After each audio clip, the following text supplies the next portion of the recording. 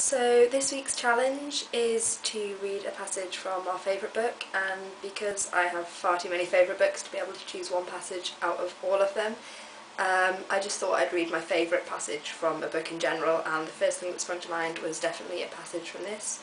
This book means quite a lot to me as it's kind of old and battered, and it's something that we read like yearly in our house.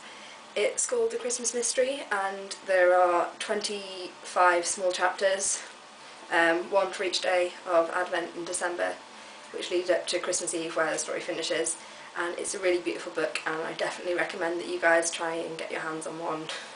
And even if you don't read it in December, it's still got some really nice little stories that run through it, and yeah, I'm going to read out my favourite part of this book, and I'm sure that you will see a little bit towards the end how beautiful I think the passage from the end of this book is, and I hope you guys appreciate it.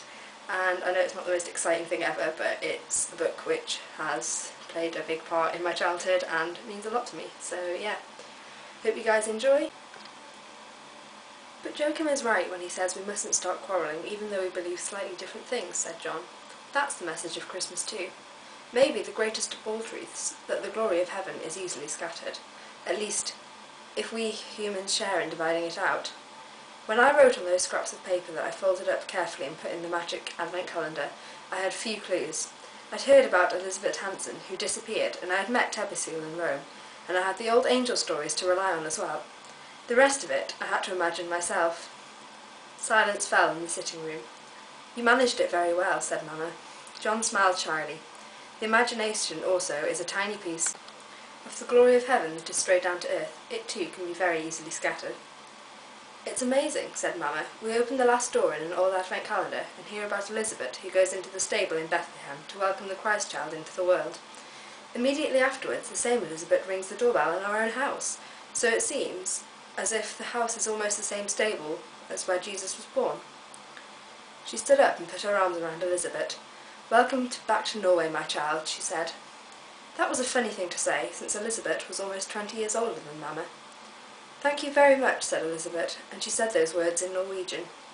A little later the phone rang. Papa took it, and Joachim knew at once who he was talking to, because he heard Papa say, "We're all overwhelmed. The Christmas present of the year, Mrs. Hansen. Yes, now I believe in angels as well. Here she is, and a happy Christmas, and a very happy Christmas to all your family." Papa made a sign to Elizabeth and gave her the receiver. She spoke English, so Joachim couldn't understand what she was saying, but he thought it must be strange to talk to your own mother in a foreign language. Before long, Elizabeth and John had to leave, but they would all meet again after Christmas, because Mamma and Papa and Joachim had been invited to a big Christmas party at home with Elizabeth's family. The guests were escorted to the door. Outside it was snowing heavily. Papa asked whether Elizabeth could remember any Norwegian from when she was small.